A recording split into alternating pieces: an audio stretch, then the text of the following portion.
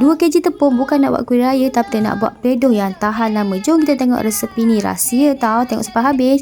Yang pertama kita kena guna pewarna 2 kg tepung gandum, garam kena banyak, air suam, cuka, minyak dan juga kacau dalam 2 cawan garam. Ni rahsia tahan lama. Jangan lupa pakai sarung tangan. Jangan lupa masukkan cuka juga dalam larutan air garam. Masukkan 1,5 kg dahulu tepung dan juga air, kacau. Masukkan pewarna dan juga 1 cawan minyak masak. Uli kalau rasa lembek, masukkan tepung lebihan tadi. Kemudian uli lagi sehingga dapat warna yang sekata. Uli sehingga menjadi dough macam ni. Kemudian kita buatkan dia menjadi dough yang bulat.